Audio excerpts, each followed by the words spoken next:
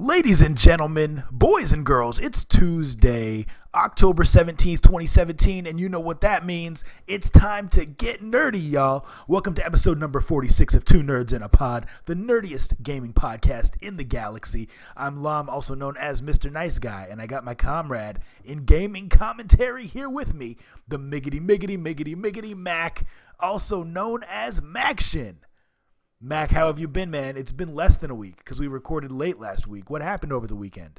Oh, man. So this weekend was fantastic especially fantastic for my wife. But still, her happiness is my happiness. That's what being married is for those of our listeners who are not yet. It's enabling co-op mode. And so you share the challenges, but you also share the awesomeness. So with that plug for marriage, isn't it about time? Out of the way, I'm just going to mention that this weekend, Mrs. the Mac had made arrangements to visit a big city a few hours away and pick up a telescope at a very, very reasonable price from someone. And so she gets there and she hands over the money to get this telescope. And as it turns out, they're like, and she says, oh yeah, I run this astronomy nonprofit. And they're like, oh, well, why didn't you say so? Here, have 3 more. Wow. And I mean, now some of them weren't like amazing. Like, for example, one of them had a mount that was broken, which I mean, that's not great. But I mean, the telescope itself is fine, and we can probably pick up a mount without too much trouble. But it's just that thing where it's like you go down there to get one telescope, and of course, particularly because the aim of the nonprofit is to give people access to equipment and education about astronomy. Yeah. It's like somebody giving you four telescopes. Is kind of awesome. So it was a great week for her. Let's see. For me personally, though, I didn't get to play too many games. It was just kind of a crazy week with some other stuff. Don't jump the gun, though. Oh, yeah, that's true. I'm so sorry, but for me, it's been a pretty straightforward weekend. I mean, Friday was fantastic because we recorded that extra episode of Two Nerds in a Pod. Yeah, that was fun. But yeah, so that's probably the most notable thing that has happened since we spoke last. Now you were real vague. You were very vague in that story that you just told, and that's cool. But I just want to point out how vague you were. You said she went to a big city a few hours from here. Very vague. You said she went to go buy a telescope from someone. Once again, vague. For a quote-unquote good price, kind of vague, because if you don't know how much telescopes are supposed to cost, and then you said she was talking to the person and they said da-da-da-da-da, so four items of vagueness. I learned how to speak from Seinfeld, so that was my yada yada yada there. Like what's the deal with telescopes? Yeah, no, that was a fantastic story, though, even though I kind of don't really know what happened. No, I'm just kidding, man. That's a really cool story, dude. In all seriousness. Now, dude, my week was not nearly as cool as yours, but it was still a great week. I had a show last night, actually, at the Cobblestone. I think it's called the Cobblestone Pub in West Chicago. It was a fantastic showcase that I did. Had a lot of fun doing that. Really cool comics, just fun to hang out. Crowd was a little bit rowdy, which is always fun. Some comics have a high tolerance for hecklers, Max. Some don't. It's like, some Twitch streamers rage when someone comes in their Twitch chat and starts being crazy. And then there's people like you and I who just kind of ignore it. There was a mix of comedians who handled it in different ways. So I kind of got the impression that it was one of those towns where the locals don't have a lot to do. So they were like, let's go to the comedy show. And they had never been to a show before. So they thought it was supposed to be a conversation. So the comics would ask a question like, anyone ever been on a rough first date? And it's a rhetorical question. But then someone in the audience would be like, yeah, I have. In June of 93, I went on a date with Dolores. It was terrible. And they're like, kind of like, whoa. You could have just said yeah or clapped or said woo, but you didn't have to go that deep into answering the rhetorical question. So that's the type of show it was. But I had a lot of fun. It was really, really good. And that was kind of my week. I got more shows this weekend, but we won't get into those. Mac, I say we stop chatting and continue chatting about the thing that we chat about best, which is gaming, news, and commentary. How do you feel about that, my friend? Well, I would have to say that I feel good about that. It was So it was a it would. rhetorical Oh, question. sorry. Woo! There Right? I you was go. supposed to either clap or woo. So yeah, let's do it. Let's get right into the news. So we got some awesome news stories this week, as we do every single week. Let's start with this one that's kind of outrageous. This is on GameSpot.com. It's about the PS4 Gran Turismo Sports Bundle. It says it's hard to be surprised anymore at collector's editions, since we've seen everything from a mini fridge for Call of Duty to a $386,000 version of Dying Light that included an entire bunker. Today, however, Sony Interactive Entertainment Taiwan announced that a Gran Turismo PS4 bundle that still manages to stand out as particularly wild because it comes with an actual drivable car. That's right, the bundle comes with a limited edition 2018 Mazda MX-5, complete with Gran Turismo and PlayStation logos. And if the car wasn't enough already, the bundle also features a PS4 Pro, a PSVR headset, and Move controllers, a Thrustmaster TGT steering wheel, and a Piga AP1 racing chair, a Bravia 4K HDR TV, 12 months of PS Plus, and of course, the game. Only one of these bundles was put on sale for the absurd price of $46,600, and it was already bought by a car collector. The game comes out on the 17th, which is today. Mac, why did you buy that before I had the chance to? There was only one copy. You knew that I wanted this and that I had been saving for it. How could you do that?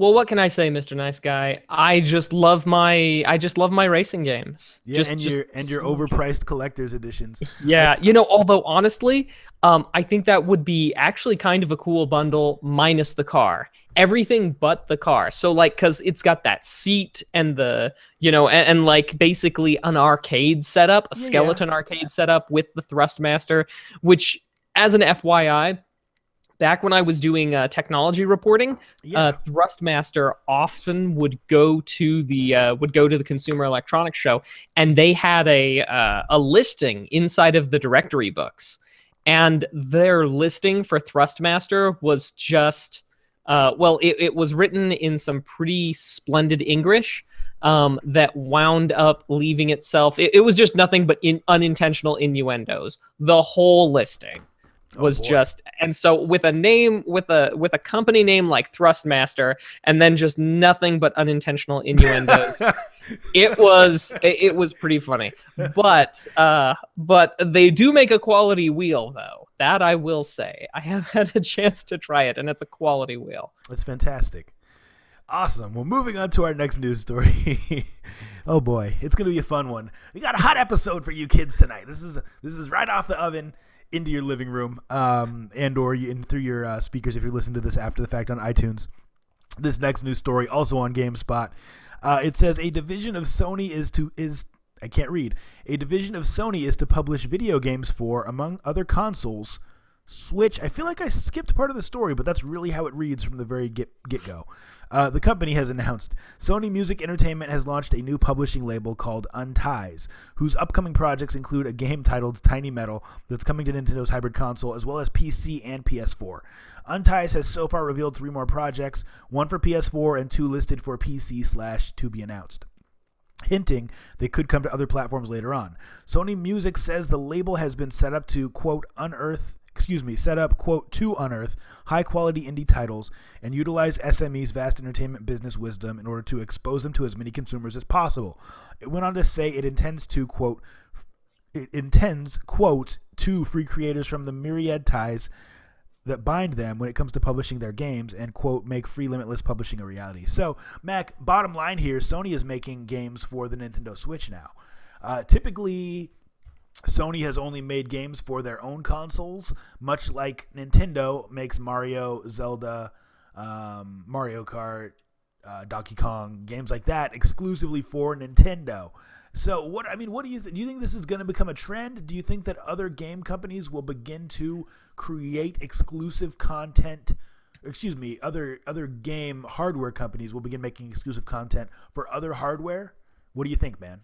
Possibility? I don't know. I mean, in past episodes, we've discussed that one of the few things that make you want to go for one console over another is really the exclusives. Yeah.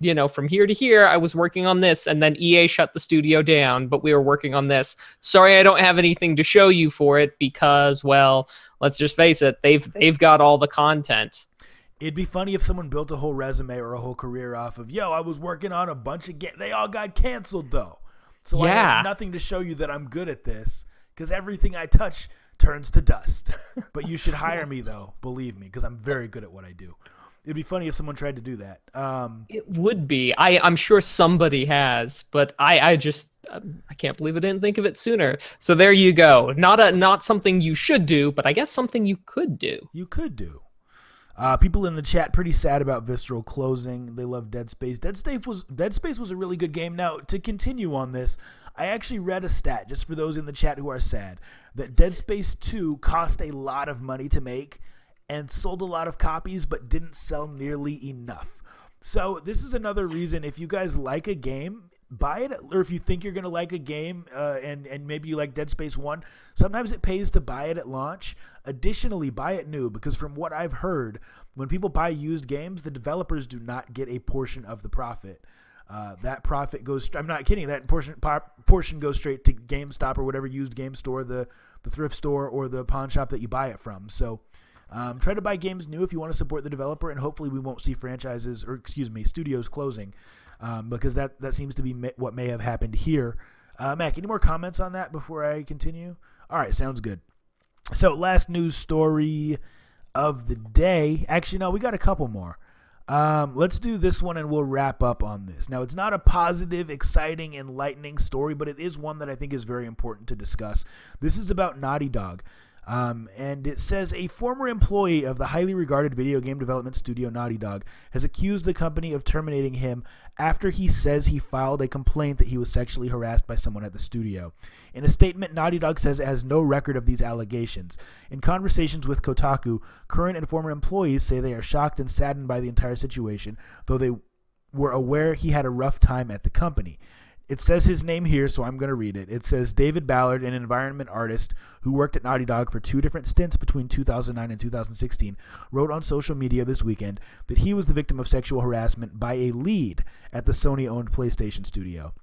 Best known for Uncharted and The Last of Us, Ballard first wrote the statements Friday on his private Facebook, but they did not gain widespread attention until he took to Twitter on Saturday afternoon. I'm going to read the quote from Twitter, and then we can kind of discuss this. There's no discussion that we'll have about whether or not this is right or wrong, because obviously if it happened, it's wrong, but we'll discuss this.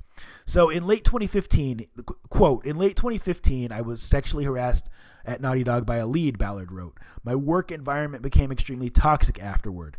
He goes on to say, in February 2016, I had a mental breakdown at work, and Sony PlayStation HR became involved. When I told them about the harassment, they ended the call and fired me the next day. They cited the company was moving in a different direction, and my job was no longer needed. They tried to silence me by offering me $20,000. And I'm not laughing because it's funny. I'm laughing because if this is true, it's terrible. If I signed a letter agreeing to the termination, as well as not to discuss it with anyone, I declined to sign. I have been unemployed for 17 months since. Now, I'm not going to read anymore, and we're definitely not going to discuss whether or not this is right or wrong. But let's talk about, we don't really get into politics too much, but this does relate to gaming, and it relates to, everything that we do in our lives. So, Mac, if you're comfortable talking about this for a minute. Okay, cool. So let's take Facebook for an example, because I've been on Facebook a little bit lately, and I've seen a lot of women, female friends of mine and associates posting the status Me Too. I don't know if you're familiar with this, Mac. I am. Okay, and so what it is, for those of you who may not know, it's a status that women are posting if they have ever experienced physical or verbal sexual abuse. Now, here's my question, Mac. And first of all, I want to say I totally respect any attempt to spread, make awareness. Promote awareness about this issue. Clearly, it's happening in gaming. It's happening in the workplace all over. Do you think that this is the way to do it, Mac? Do you think that the status updates are the way to spread awareness and to stop the problem? And if you don't feel comfortable answering, you can totally get a pass because it is such a sensitive issue. No, I feel totally comfortable answering this one. And I think that it's at least the one. I think the biggest problem And that's what this, I believe, is meant to address, is that oftentimes people who are sexually harassed either don't, when they, mention that they've been sexually harassed, they don't feel as if people believe them, or people legitimately don't believe them. And the effort to have anybody who's been sexually harassed say, "Me too," is really to try and drive home this point that it's like, look, this happens a lot. And also to give people the kind of the courage to speak out about it. So I think on that side, now, is it going to change things? I hope that it's able to change people's tendency to be like, but were you really sexually harassed? And change that attitude that people have in their reaction, because there are those people who are harassing others, and putting "Me Too" as your status isn't going to stop those people, isn't going to change their minds. But what it is going to do is it's going to change these, the hope is, and I think it will, change the reactions of other people when they're like, but were you really sexually harassed? To a, oh, every person I know, or 50% of the people I know on their social media have said things like "Me too." So maybe this really did happen. And, kind of force people to take comments about "I was sexually harassed in this way," force them to take it more seriously. So I think it's not going to stop sexual harassment, but it will, I feel, improve how responsive people are when the subject comes up, and how they feel like, oh, this is really something that happens. And I couldn't have said it better than that, so I'm not going to add anything to it. I will say that I hope my question didn't come across as, will these types of statuses stop sexual harassment? Because obviously that's not the case. But Mac articulated it way better than I ever could, so I'm not even going to add to it. Guys, be good to each other. Treat everybody with respect. And that's our news for the week, Mac. Actually, I have one more to add. Mac has one more. Guy. I do. So they say that imitation is the highest form of flattery. And I have great news, Mr. Nice Guy. Yeah. We should be very flattered, because there is someone who has a gaming podcast that they are calling Two Nerds in a Pod as well. Are you serious? I am serious. It's a couple of guys. I mean, Mr. Nice Guy, I think we could objectively call them children. Maybe preteens, so what? Children. And they're making a podcast called Two Nerds in a Pod. And I wish them all the luck in the world. And I am going to write some encouraging things to them on because they're just doing YouTube video podcasts. So I am going to write them some encouraging things and tell them that I think they're doing a good job and to keep improving. I'm not. So like, yes, one of the first things that I did before we started this podcast is I made sure that there was not another podcast called that. Mm-hmm. They even have the freaking similar logo to us. They're children. Well, I'll let you go ahead and watch it, but I think the important thing here, Mr. Nice Guy, is that we should feel flattered that we're imitated, and maybe after being kind, we say, hey guys, maybe you should change the name of your thing, because this one's already taken. But yeah. But nonetheless, and it is something that you should do when you start. You should absolutely make sure that something isn't taken. And you know what? The internet, the world is a big place. It's completely possible that they just didn't check first and had no knowledge that we were doing something. So in that case, it wouldn't really be flattery, or it wouldn't really be imitation. In which point, we wouldn't have to be flattered now, would we? The thing is, though, here's the thing, because sometimes I tell friends, sometimes at shows, even when I do stand-up, they'll introduce me and they'll be like, yo, he has a podcast called Two Nerds in a Pod. It's fantastic. We've listened to it. That's my intro sometimes. And so I don't want audience members to be like, dude, that comedian was funny. Let's go check out his podcast, Two Nerds in a Pod. And then these little squeakers pop up with their high-pitched voices like, welcome to Two Nerds in a Pod, everybody. Thanks for stopping in. And they're like, what? That dude's voice was way deeper on stage. So I don't know. We'll see what happens. I'm going to be nice like you said, but maybe I'll reach out and say, yo, we were here first. Yeah. But nonetheless, I figured it was definitely newsworthy. It is newsworthy.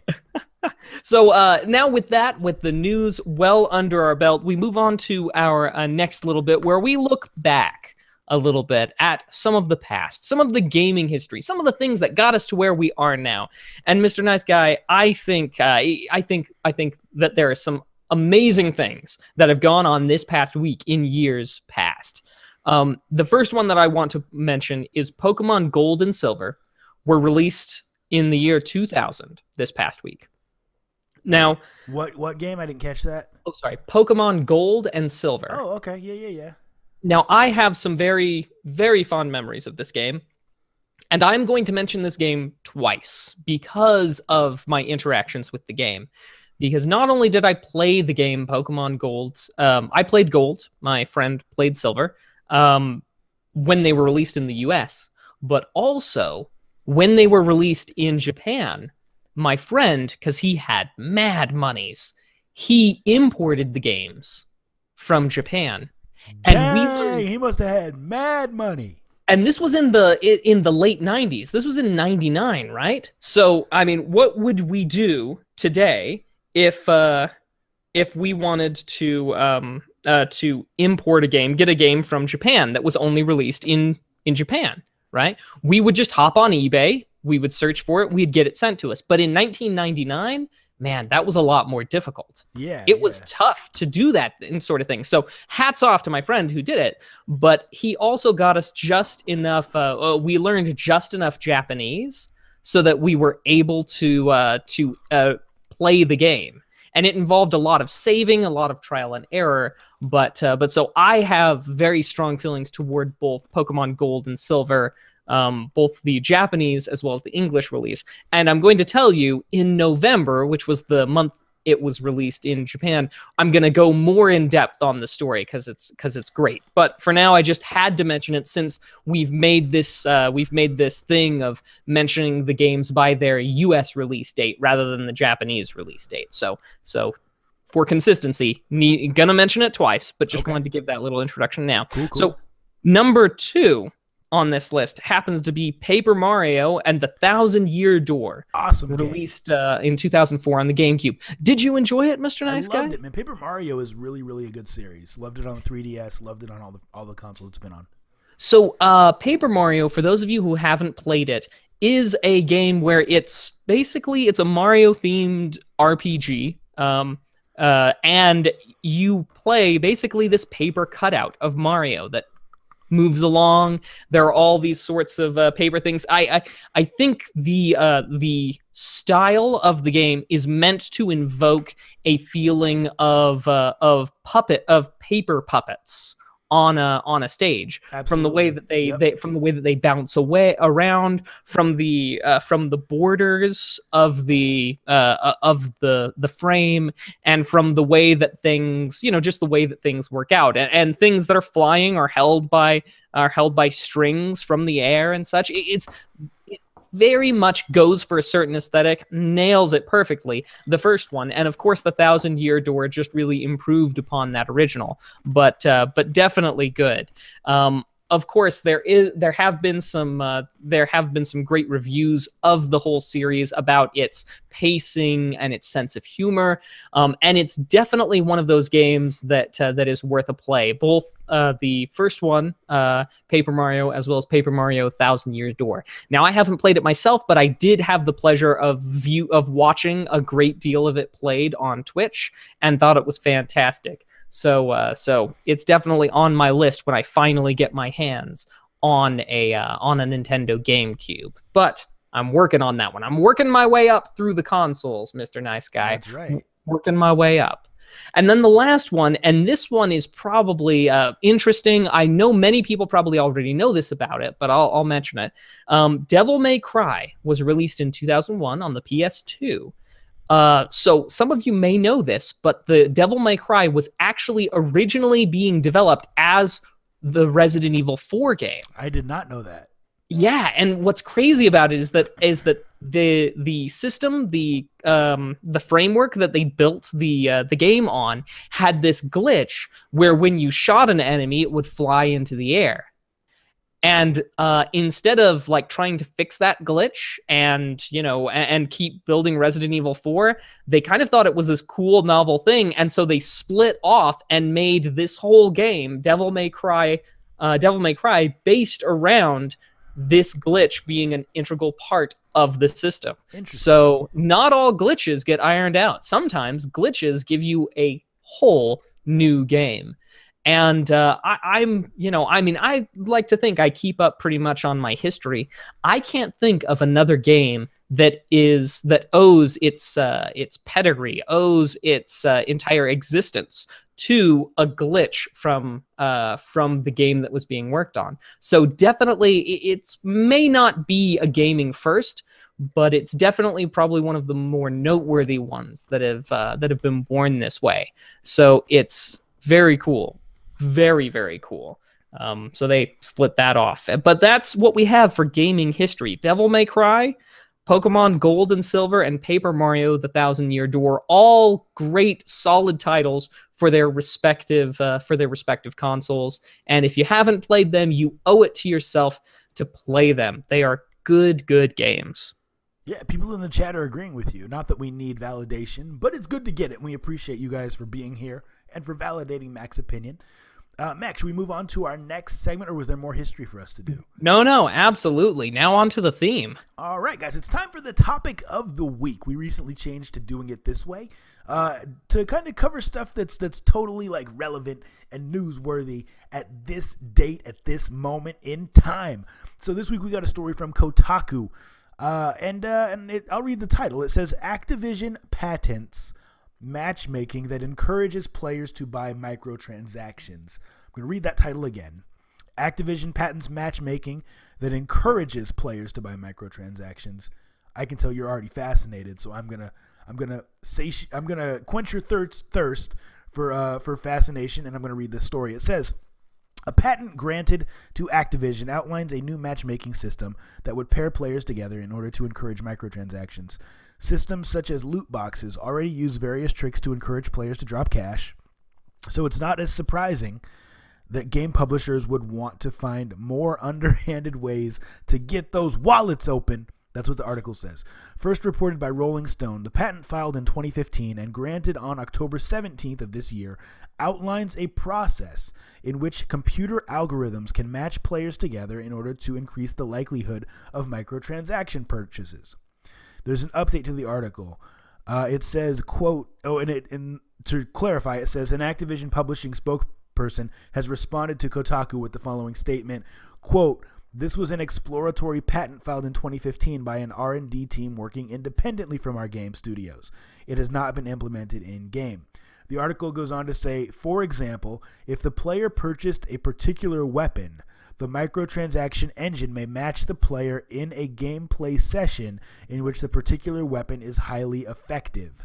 The text of the patent reads, this may encourage the player to make future purchases to achieve similar gameplay results. So I'm going to break, someone in the chat has already given their opinion. I'm going to break it down real simple for those of you who may not have gotten it. So microtransactions are when you can spend real money to purchase in-game items, right?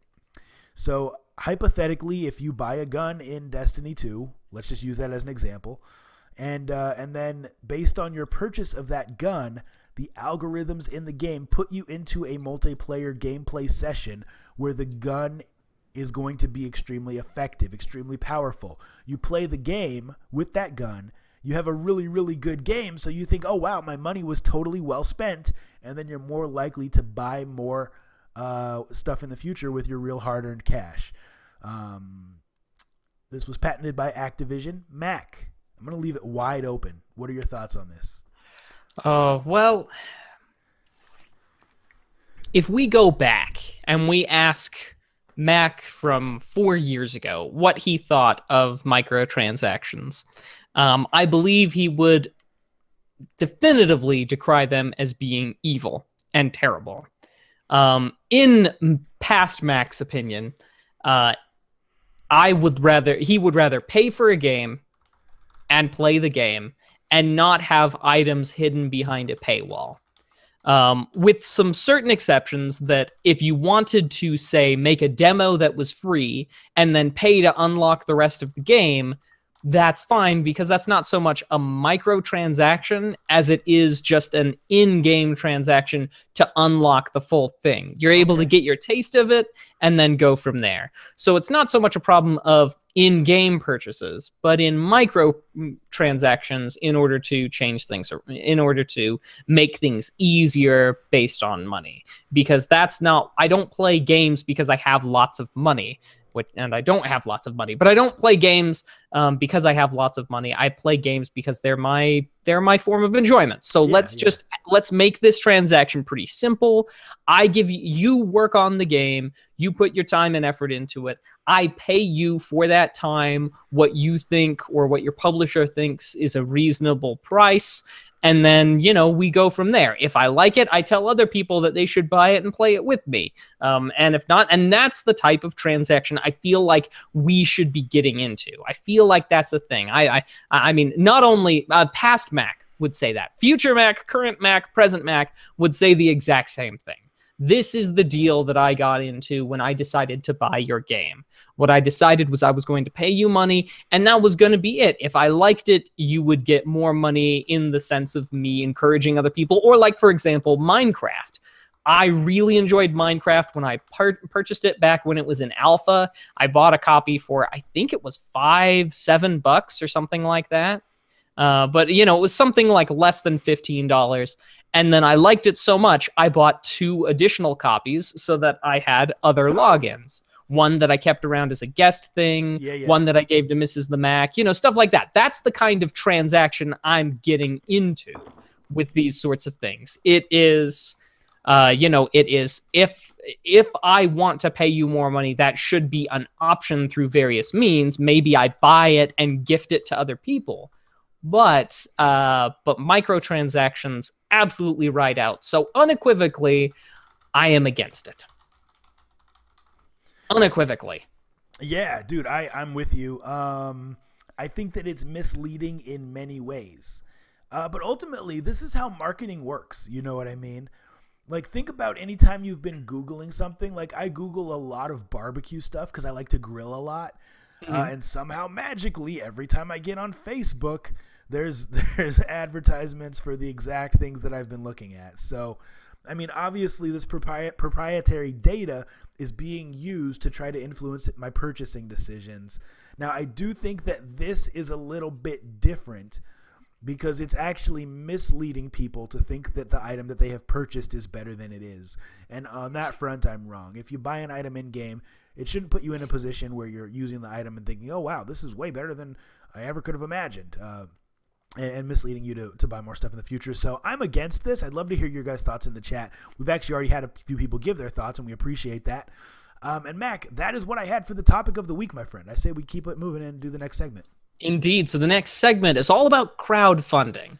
And because the name of the game is crowdfunding, we want some crowd voting in here as well. At the end of this segment, after we've presented a Kickstarter or a crowdfunding idea or thing that's going on right now, we want you to weigh in whether you think this should be kicked out of here, so no, or you think it should, yes, be kickstarted. So you'd say vote kick or kickstart. So we'll go ahead and start, and we've got something special for you today. Mr. Nice Guy and I are each going to present a little something. And Mr. Nice Guy, should I go first or should you? Yes, my friend, go ahead. Okay, so I'll go ahead with this. This game, which I'm posting a link into the chat for those of you who are here and want to take a look, is Puppet of Terza. This is a point-and-click adventure game. Done in a sort of hand-painted type of style. Now, they happen to have a pretty reasonable buy-in price, which happens to be $13 to get your copy, to secure your copy that will be released on PC, hang on, where is it? Yes, which should be released on PC, and they're planning to have it delivered sometime in the neighborhood of June 2018. They have a fairly reasonable idea of what they think it's going to take to get this project off the ground, which is $34,520, which is fairly reasonable. But it's quite a lovely looking game. It's got some things for those of you who like collectibles. It's got collectibles in there. It's got a lot of lot of really cutesy art. But the thing that really gets me about this game is the sound. I had never heard of the person that they've got on sound design for this game, but they've got some clips, and it's really fantastic. So combined with the fact that even though it's lighthearted and somewhat cutesy, that it's supposed to have a sort of dark humor to it, and be presented. I mean, we were talking about Paper Mario earlier, where it was meant to be viewed as this sort of paper puppet thing. This is supposed to be presented in the style of a sort of storybook. And from the clips and such that you see, it definitely evokes that really well. It does feel kind of like a moving storybook in design and color choice and such. So this is actually a game I really, really feel like is going to be good if it can get kickstarted. But as we know, Mr. Nice Guy, I've got a requirement. What is it? And that requirement is it must have a playable demo. Oh, yeah. You've got to show me that you can manage the time and resources of a team in order to make a game like that. And great news, it's got a playable demo. Yay! So if you've got a Windows computer, you can go ahead and download that and take a look. They're going to do a multi-chapter release of this game.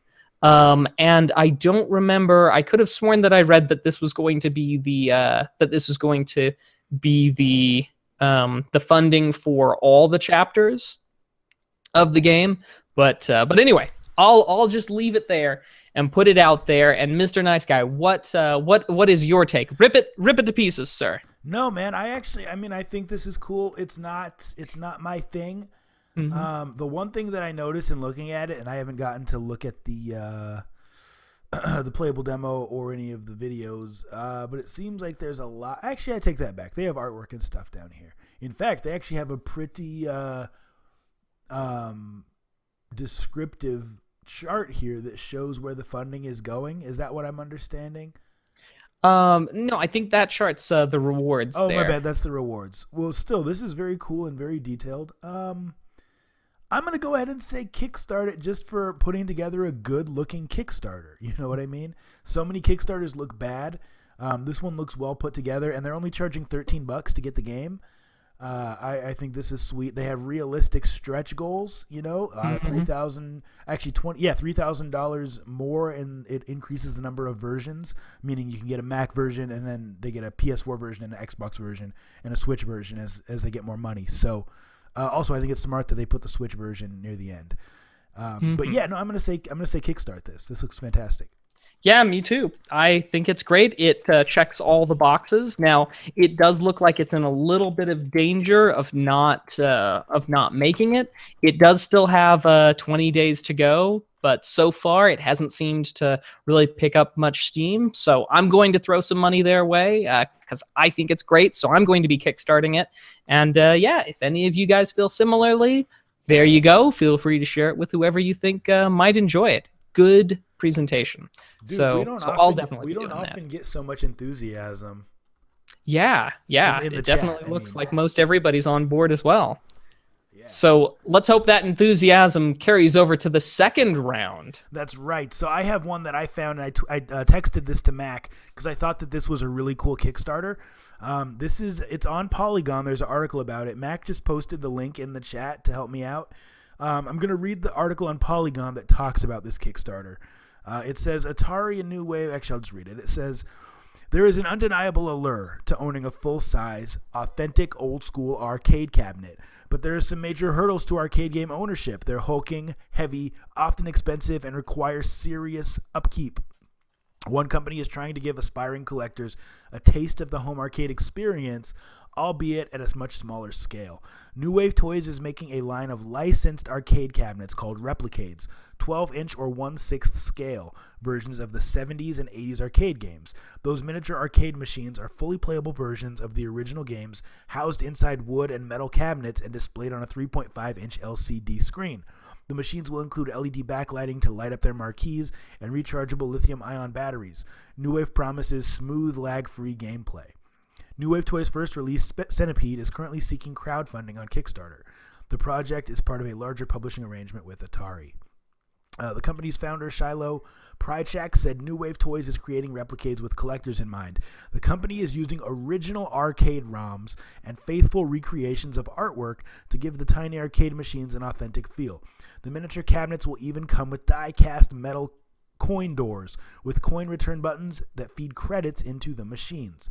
Replicades are priced. Now here's where it gets important, because everyone's thinking, I get all that, how much does it cost? Replicades are priced to match their collectible status. The Centipede Replicade will retail for $160 when New Wave Toys starts selling it next year.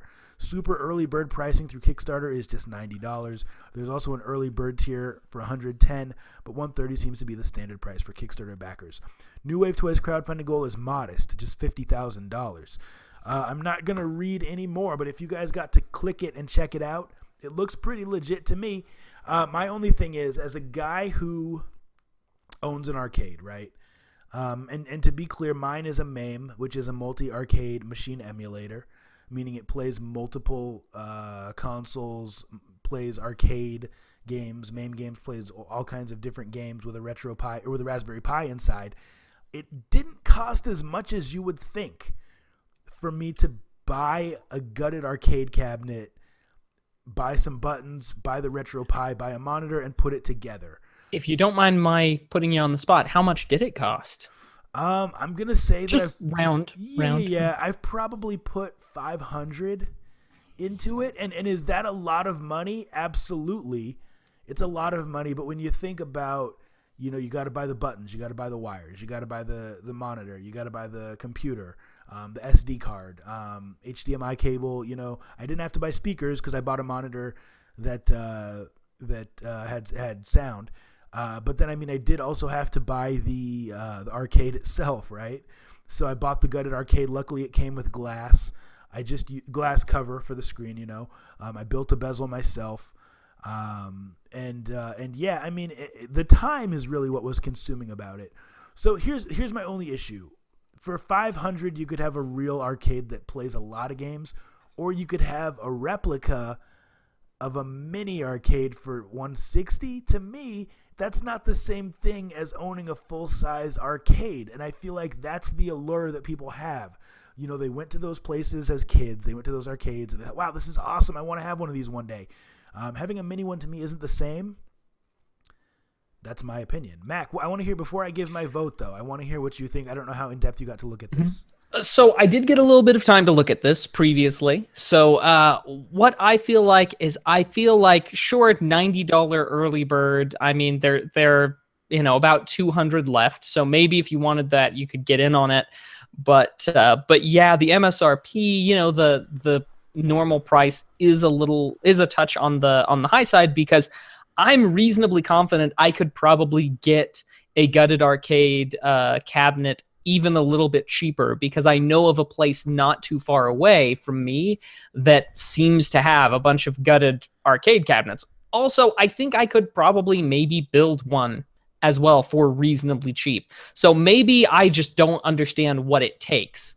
But when I think about what it would cost for me to either build a MAME setup, or to maybe buy one of those gutted arcades and build it myself, I'm right there with you. Even if I think I don't know as I could do it for less than what it would cost for one of these, but I feel like it wouldn't be too terribly far off considering the price. So to put things in perspective, I'm on an app right now called OfferUp.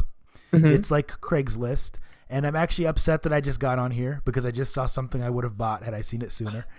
But I'm looking at a Donkey Kong 3 arcade. This is original with original artwork. The screen is a little bit blurry, but I mean the bezel is in good condition. The artwork is in good condition. The cabinet is in fantastic condition.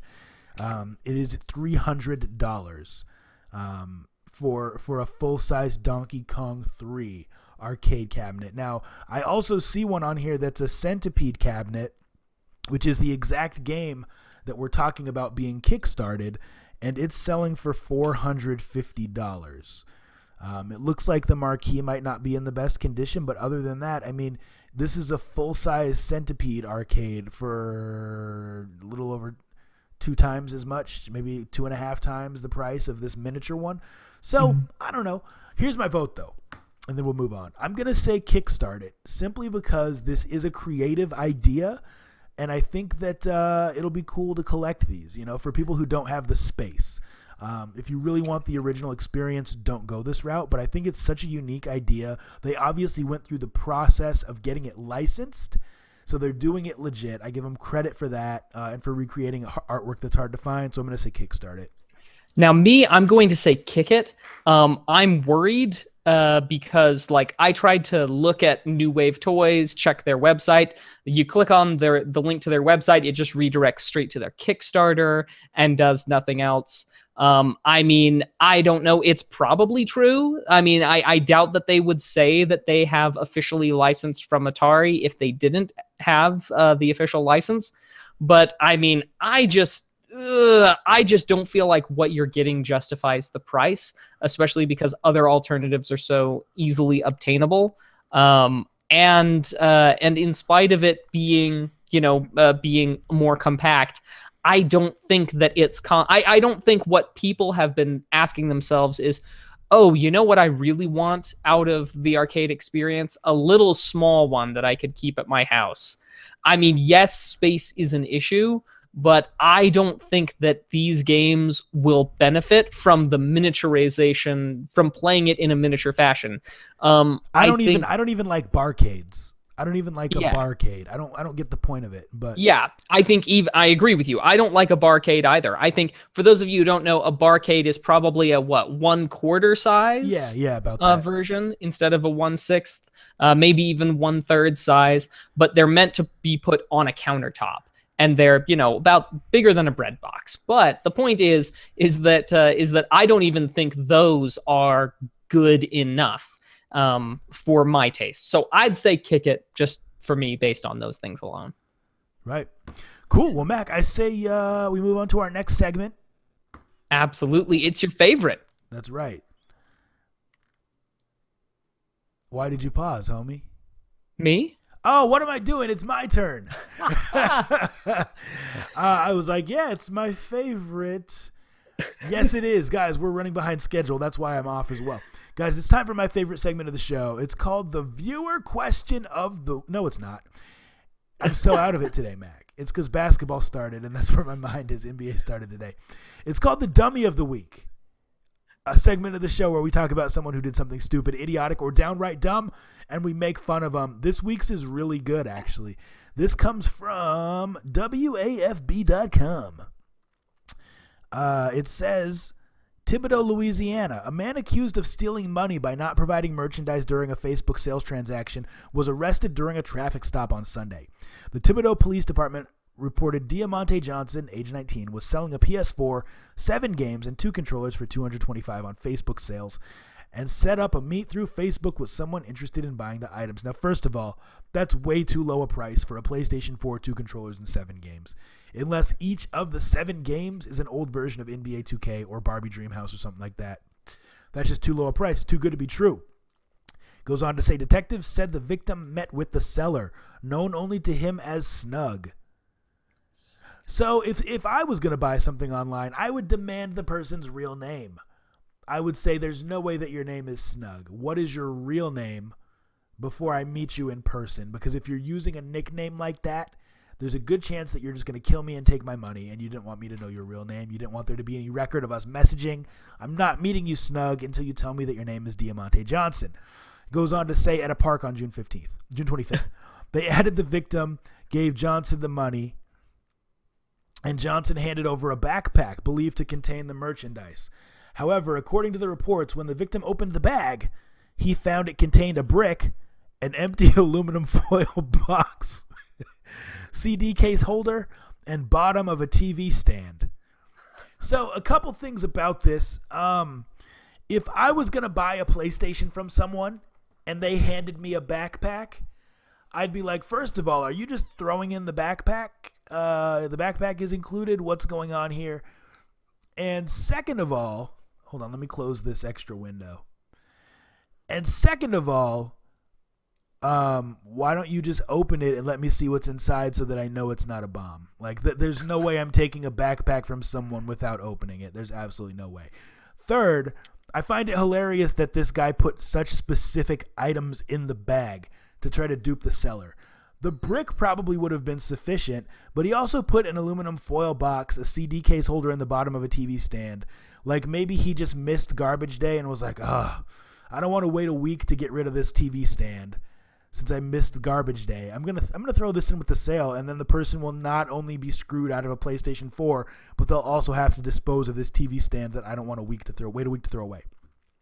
Police said by the time the victim tried to go talk to Johnson about what was in the bag, Johnson had already left the area. Surprise, surprise.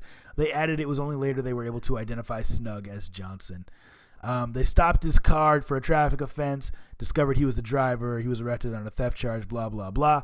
I think I've covered all the stupidity in this news story. Mac, I'll turn it back over to you. That's our dummy of the week, ladies and gentlemen.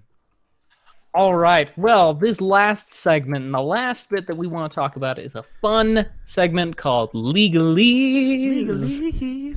Where sometimes it involves things like court cases, sometimes it involves copyright, and sometimes it involves a little bit of copyright trolling. So this is not really too related to games, but I think it's definitely worth mentioning because it involves the general broad brushstrokes of copyright and copyrighted content. So a while back in the early 1990s, there was a movement to extend the length of copyright. So a lot of things like, for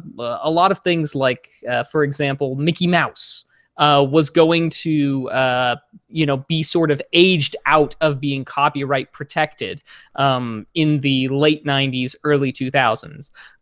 Batman, Gone with the Wind, a few of these things were going to be aged out. But there was an extension allowed, and it was allowed in memory of Sonny Bono. Who was a congressman, also musician and artist, who had died just around the time that this was going through or being debated about. Well, what was interesting about it was that there was an exception written into this Sonny Bono extension for books and media that had no real easy way to get through it. So the specific provision gave libraries pretty broad ability to reproduce works that are in the last 20 years or so of their copyright term, and they aren't reasonably available. The quote is out of print and not available for a quote reasonable price. Well, ever the awesome people, the folks over at the Internet Archive, have actually made a whole collection of books that they have scanned in and put online for people to view, for people to look at, and they call it the Sonny Bono Memorial Collection. So this is a sort of joke, a sort of bit of trolling, tongue-in-cheek, sarcastic thing, because it's the Sonny Bono, is what took it the opposite direction, making these copyrights extended, but using their status as a library and their ability to say, well, these are not available at a reasonable price. Right. They've just thrown them all up there and called it the Sonny Bono Memorial Collection. Fantastic. Who knows what Sonny Bono would really have thought, because it wasn't actually Sonny Bono who made that argument in Congress that the copyright should be extended. Rather, it was his widow, Mary Bono, who said that Sonny wanted that term of copyright protection to last forever. I mean, so who knows what Sonny really felt on the matter, but it is done in his thing. So who knows, maybe he's rolling over in his grave because of what the Internet Archive is doing, or maybe he's a fan of it. Who knows? But all I know is the Internet Archive does a lot of great preservation work. They've got old video games on their sites that you can play in browser through some baked-in in-browser emulation. And of course, now even more books that are close to expiring in copyright. So there's just a little bit of fun legalese for you. We'll see how long this stays up. The world may never know. The world may never know. Well, ladies and gentlemen, boys and girls, that has been episode number 46 of Two Nerds in a Pod, the nerdiest gaming podcast in the galaxy. Now, before we go, we like to do one last mini segment called What We've Been Watching and What We've Been Playing, where we talk about what we've been watching and what we've been playing as well. Go figure. So, ladies and gentlemen, in the chat, please let us know what nerdy stuff you've been watching, what you've been playing. You can get comic books in there, too, if you want to. We're always looking for new, cool stuff to check out. Mac, do you want to take it away and lead us off with this one? Absolutely. I have basically not played any games over the weekend. However, in the past little while, I have been playing some delightful custom maps for Left 4 Dead 2, including some fantastic reproductions of Resident Evils 1, 2, and 3 inside of Left 4 Dead 2. Really quite a lot of fun. But that's the best that I have in way of video games. But what I've been watching, I have been watching a little bit of Dark Matter. The most recent season is up on Netflix. And Mrs. the Mac and I have been watching that. Oh, and a little bit of Madam Secretary on the side. Okay, fantastic. It's a hard show to really like binge. I find I can only do 1 or 2 episodes at a time. Although I love Madam Secretary, and I have been watching that as well with the wife. Political drama, in case you guys are wondering what that is. Also been watching the new show, The Gifted, Marvel show. What else have I watched, man? NBA season just started tonight. Shout out to the Cavs for winning their first game. Prayers up for Gordon Hayward, who broke his leg in the first 6 minutes of his debut with the Boston Celtics. Hope he can come back quickly. So I've been watching basketball. I think I mentioned last week that I've been really into this YouTube series called Arcade Impossible, where they go out and they find old arcade machines. It's just really like a fascinating, well-edited, humorous YouTube series. I would encourage anyone who's into old school gaming as far as arcades go to check that series out. They've been going for like 5 years, but they don't upload that frequently, but really, really quality stuff. That's what I've been watching, and as far as what I've been playing, dude, I've been all about Destiny 2. I've been on that Iron Banner, playing a lot of that. Downloaded this new beat-em-up. I think it's called like Super Robot Baseball Fighters or something like that. I'm not even exaggerating. It has like the longest name of video game. I've been playing that with the boys. I'm playing some Switch, playing a little Mario Kart 8 on the Switch, and that's pretty much it. We'll leave it at that.